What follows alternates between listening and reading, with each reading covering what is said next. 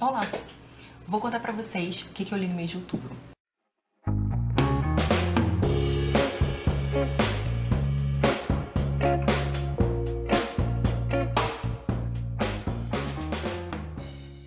Bom, comecei outubro lendo Papel de Parede Amarelo, da Charlotte Perkins Gilman. É um conto, eu já tinha ouvido falar dele por algumas pessoas na internet. Ele, apesar de ser um texto curto, ele é um conto longo, né? Mas assim, não é tão grande quanto uma novela. Ele tem uma força muito grande e ele é narrado em primeira pessoa por uma personagem que acabou de dar à luz, mas que está vivendo uma instabilidade emocional, psicológica. Ela é casada com um médico e esse médico diz que para ela melhorar ela tem que ficar num quarto, sem sair daquele quarto para descansar. O problema é que a personagem começa a ter um agravamento do seu quadro psiquiátrico, do seu quadro psicológico, e dentro desse quarto ela cria uma obsessão assim negativa com o papel de parede. Quer dizer, eu não sei se alguma obsessão pode ser positiva, mas enfim, ela começa a ter pensamentos muito estranhos em relação ao papel de parede do quarto. Esse é um conto muito interessante para a gente pensar como as mulheres eram tratadas. Esse é um conto do século XIX e o quanto esses problemas não eram tratados da melhor forma e de quanto a fala da mulher não era levada a sério, né? Essa é uma questão assim bem trabalhada no conto, o quanto o marido da mulher é condescendente com ela, esse médico, o quanto ele fica ali transitando na condescendência, na negligência e na violência com essa mulher. Também é notável o modo como a Charlotte constrói o modo gradativo como esse agravamento psicológico se dá, né? As crises da personagem. Então, é um livro muito forte, muito tenso, muito angustiante. Eu gostei bastante de ler. Em seguida, eu li o Reivindicação dos Direitos da Mulher. Na verdade, essa era uma leitura que já estava em andamento, eu só terminei em outubro.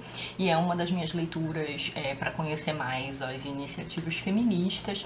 É um livro que eu gostei muito de ter lido, porque ele é um livro do século XVIII. Então, assim, são reflexões sobre a condição da mulher no século XVIII. E é muito interessante porque a Mary Wollstonecraft vai colocar em discussão aqui uma série de incoerências, de inconsistências quanto à educação da mulher, quanto ao papel da mulher na sociedade, que era um papel assim muito acessório, porque a mulher não podia trabalhar. E a educação que ela recebeu era uma educação muito superficial. E ela tenta demonstrar o quanto era prejudicial para a sociedade, do ponto de vista moral, do ponto de vista intelectual, o quanto era um atraso para o desenvolvimento social que a mulher ficasse confinada a esse papel meramente acessório, que ela não pudesse trabalhar, que ela tivesse essa dependência tanto financeira quanto emocional. A mulher, ela estava sempre dependente de algum homem, fosse ele o marido, o irmão ou o pai, né? E ela mostra o como a mulher seria mais útil à sociedade se ela fosse educada, porque ela poderia assumir mais responsabilidades e porque ela seria uma melhor educadora para os seus filhos. Então as crianças teriam uma boa formação desde cedo, visto que a mãe tinha uma formação intelectual consistente. Então esse livro já está resenhado aqui no canal, vou deixar o link aqui embaixo, e foi assim um livraço que eu amei ter lido. Bom, em seguida eu li mais um da Ferrante, A Filha Perdida, li em e-book, então vou deixar a capa aqui. Eu gostei demais desse livro, né? Um livro que vai contar a história de uma professora universitária que se vê de repente sem a companhia das filhas. As filhas eram adultas e foram morar num outro país. Ela decide então tirar férias na praia e vai então fazer esse retiro, e lá ela conhece uma família e cria assim uma relação também um pouco obsessiva com uma das moças da família, que é uma moça bem jovem, mas que já tem uma filha pequena. A relação que essa professora Leda cria com essa moça faz com que venham à tona as memórias e algumas reflexões sobre a sua maternidade, como foi a sua maternidade. A maternidade é um tema caro a Helena Ferrante, ela está sempre tratando disso, está sempre refletindo sobre a maternidade não idealizada. E nesse sentido a Ferrante parece dialogar bastante com o trabalho da Elizabeth Bedinger, que é uma acadêmica francesa. Eu provavelmente estou dizendo o nome dela, né, como ela é francesa não deve ser Bedinger. Mas a Elizabeth tem esse texto famoso, que é o Amor Conquistado, o mito do amor materno, onde ela vai falar da contingência do amor materno, e ela busca investigar na história como a relação das mães com os filhos mudou, né? E em como vários momentos históricos as mulheres não tinham essa preocupação intensa com a educação dos filhos, tanto que durante muito tempo os filhos eram criados por amas, né? Os filhos até os 5 anos mal conviviam com a mãe, isso especialmente no século XVIII, século XVII, enfim. Eu não li esse livro inteiro da Elizabeth Bedinger, mas até onde eu li, ele dialoga bem com essas questões da Ferrante. Esse livro da Bedinger me foi indicado no meu vídeo do Mito da Beleza por alguns leitores, né? Por algumas pessoas que viram o vídeo. Leitores não, por algumas pessoas que me acompanham aqui no YouTube. Eu achei uma indicação bem interessante que eu pretendo terminar em algum momento. Mas essa questão da maternidade não idealizada é muito bem trabalhada na obra da Ferrante, em especial em A Filha Perdida.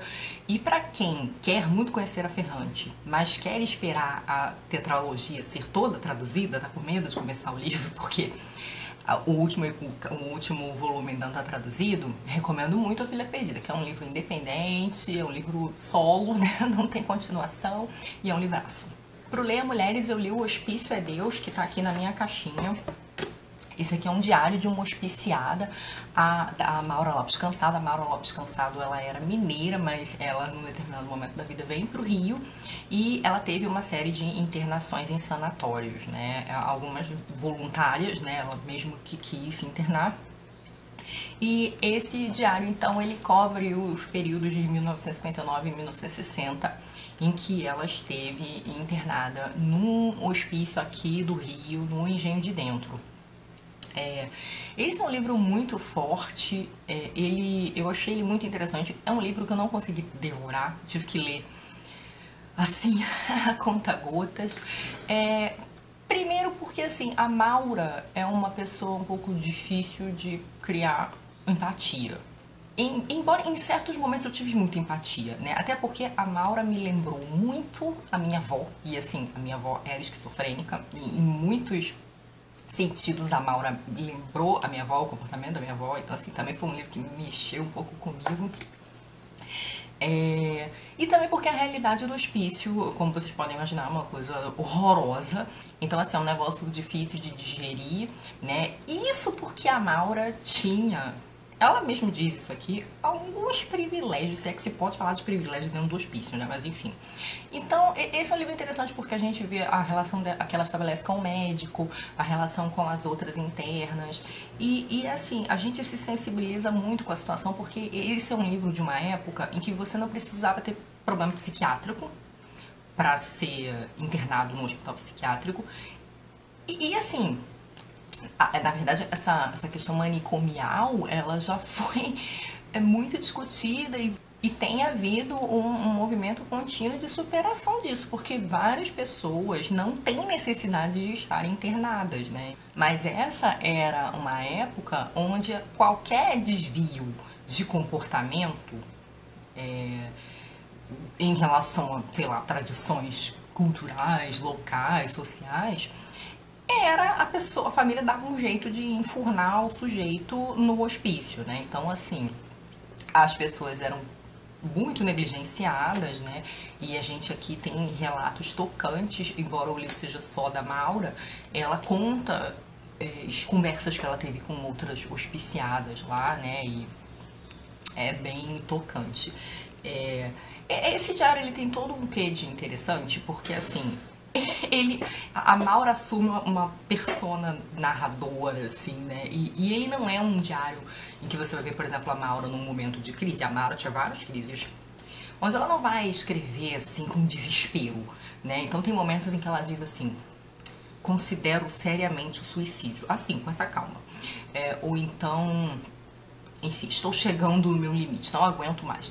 Mas era tudo de um modo, assim, muito controlado. A gente percebe, isso me chamou muita atenção, como no ato de contar a própria história, a Maura assume uma certa objetividade.